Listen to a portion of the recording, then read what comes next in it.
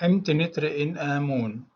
هذا هو اللقب الزوجة الإلهية للإله آمون في عصر الدولة الحديثة في مصر القديمة، واستمر من بداية الأسرة الثامنة عشر حتى الأسرة السادسة والعشرون، وكانت في الغالب تحمل زوجة الملك هذا اللقب حيث كانت تقوم بالطقوس الدينية الخاصة بالإله آمون، وأحيانا كانت تحمله ابنة الملك لأنها تعد زوجة لآمون. تقوم بوراثة اللقب عن أمها حيث كانت زوجات الملوك وأبنائهم يعدون زوجات الإله آمون. في عصر الدولة الحديثة، كانت هناك نظرية تقول أنه خلال الأسرة الثامنة عشر كانت زوجات آمون هي الأميرة الوراثية حيث كانت لها أهمية في خلافة أبيها، وكان يجب على ابن الملك من زوجاته الثانويات أن يخلف أبيه على العرش بالزواج من زوجة الإله آمون، وبهذا أصبح زواج الإخوة في العائلة الملكية من العادات المتوارثة في الأسرة الثامنة عشر.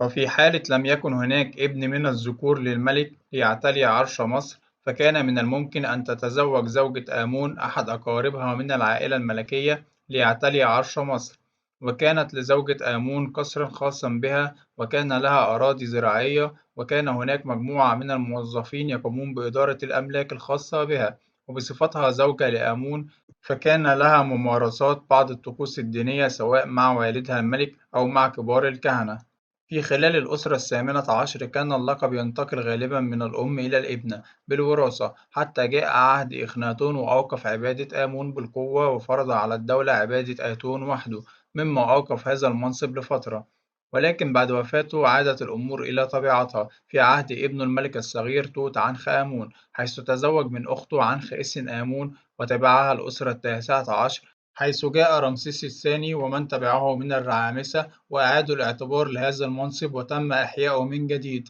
مع تغيير الاسم إلى زوجة الملك العظيمة وكان لقبها حمتنسوت. ولم يعد اللقب ينتقل بالوراثة من الأم إلى الابنة، فقد ارتبط اللقب بعبادة آمون التي كان مركزها طيبة وهي مدينة الأقصر حاليا، وفقد اللقب شيئا من قيمته بعدما انتقلت عاصمة مصر من طيبة إلى بر رعمسيس بالشمال في العصر المتأخر.